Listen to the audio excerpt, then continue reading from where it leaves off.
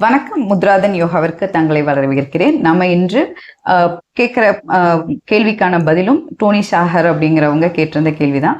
சம்யமா அப்படின்னா என்ன அப்படின்னு கேட்டிருந்தாரு. சம்யமா அப்படின்னு சொன்னோம்னா யோகாவில் பதஞ்சலி அவங்க கொடுத்த அட்டாங்க யோகத்தில் இது இது அட்டாங்க யோகம் பதஞ்சலியில் யோக சூத்திரத்தில் மட்டும்தான் இருக்குது அப்படின்னு கேட்டிங்கன்னா இல்லை. நம்ம அவை பாட்டி எழுதின விநாயகர் அகவல்லையும் இந்த அட்டாங்க யோகம் இருக்கும். திருமூலர் எழுதின திருமந்திரத்திலையும் இந்த அட்டாங்க யோகத்தை பற்றிய குறிப்புகள் இருக்கும். இது மாதிரி நிறைய நான் உங்களுக்கு புஸ்தகங்கள் தமிழ்லையும் சொல்லிக்கிட்டே போகலாம். அதில் கடைசி 3 நிலைகளை கவனம் செலுத்தி செய்வது தான் சம்யமா அப்படின்னு சொல்கிறோம்.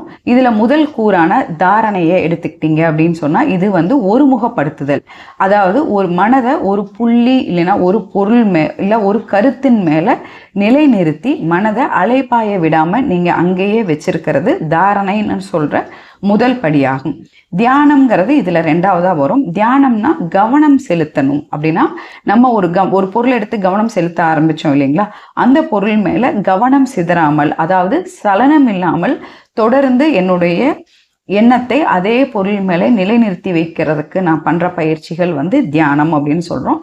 சமாதி அப்படின்னு சொன்னால் தியானம் செய்பவர் அந்த பொருளோடே ஒன்றாகி அவங்களோட சுய உணர்வை இழந்து அதாவது அந்த அனுபவத்துல தான் கரைஞ்சு போற ஒரு நிலை தான் சமாதி சாந்தி நிலை அப்படிங்கிறது.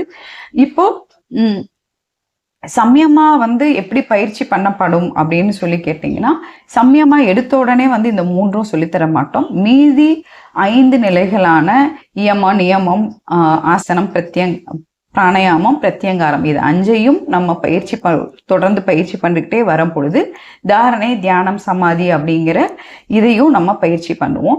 இது இதை செய்யும் பொழுது என்ன ஆகும் அப்படின்னு சொல்லி கேட்டிங்கன்னா, நம்மளுடைய அறிவானது ஆழமாகும். அதாவது விசாலமாகுங்கிறத விட ஆழமான அறிவாக இருக்கும். நம்மளுடைய எண்ணங்கள் சுத்திகரிக்கப்படும்.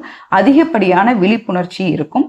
நம்ம இந்த பிரபஞ்ச கட்டுகள்ல இருந்து விடுபட்டு, ஆமா இது விதிக்கப்பட்ட என்னுடைய வாழ்க்கை, நான் இதை வாழ்றேன் அப்படிங்கிற ஒரு கட்டுக்கும் வருவோம். கண்டிப்பா குடும்பத்தை விட்டுட்டு போக மாட்டோம்.